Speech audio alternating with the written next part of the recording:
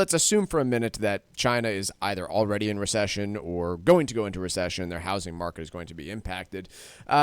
What does that mean for the average person here? Recession, actual contraction, say actual GDP, contraction in shocking. GDP.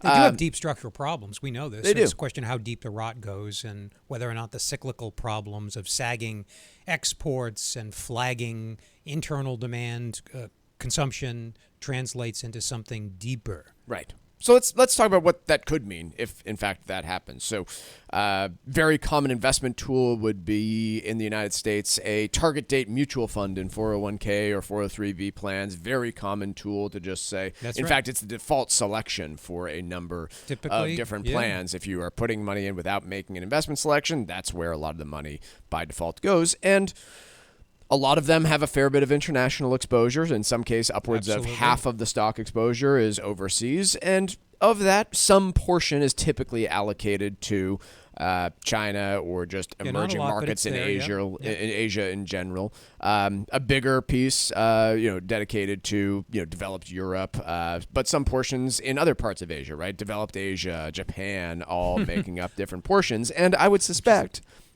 that if China goes into a genuine recession, that nearby economies that have a lot of trade exposure to China would also struggle. Yeah, it's going to slam emerging markets because the emerging markets index, the benchmark that managers target when they put their portfolios together. It's all China. Emerging market, it's like 40. We'll just call it half China. So yeah, invariably the index is going to decline a lot. Now that doesn't mean if you own an emerging markets fund through a target date fund that will move in tandem. There'll be some sympathetic drag, but most active managers are probably, and this is one of the potential benefits of active management, whether it's used skillfully is a different question, but active managers are probably on average underweight China. Can we say anything about the U.S.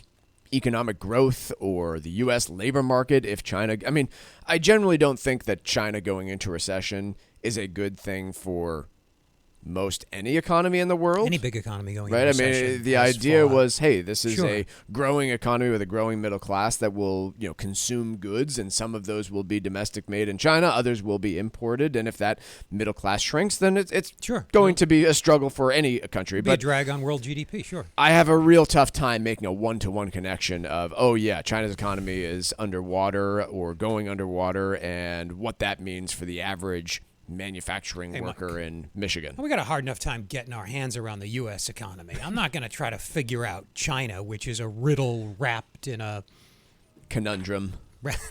Thank you.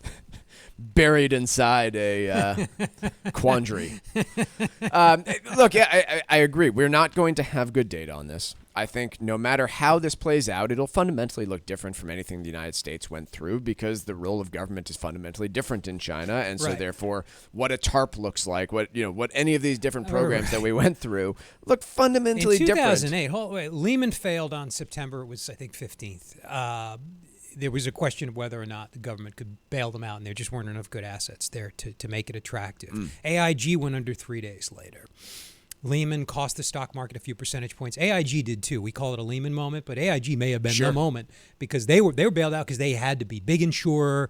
If they went under, a lot of banks went under because they were propping up banks with the insurance policies that they wrote. So there were questions at the time of what is the policy response going to be? This was all uncharted. The Fed stepped in and effectively bought, the Federal Reserve bought AIG. Never done anything like that before. They were making it up as Bernanke and Hank Paulson and Tim Geithner and others making it up as they went. So there was this great, and Bush coming out every 30 minutes like a cuckoo out of a clock, the poor guy making some announcement about the economy being fundamentally sound. He was sort of hapless and all. I voted for the guy. This is not meant to sound like an unfair criticism, but he was checked out on some levels over the final few months of his presidency. It was an incredibly uncertain time. There was a leadership vacuum. We didn't know what policy, we didn't know what the Fed could do, what they would do. There's no question, let me bring this back now to our topic. There's no question the Chinese government will just step in and bail out whoever needs to be bailed out. They have unlimited, unbridled authority and power, right? Yes, but I think, again, where the question marks come in is the Chinese government will, I think, probably step in at some point and bail out. Who they bail out, to me, is a very open question mark. right? I have no idea what Zongrong International Trust's dedication and relationship with the Chinese Communist Party is. And if it's at all frayed, then maybe that's not where the bailout comes. Maybe the bailout comes to the individual who's left holding the keys to an unfinished apartment. I don't know. But I suspect that you are right, that there will not be a question in China about the country's legal authority to bail out a company. We were in suspense the final 3 months of 2008. Congress didn't pass TARP. Then a couple days later, they did. Markets After the went market down sank 10%, 11%, up 10%. It was really wild, characterized by unparalleled uncertainty, policy uncertainty.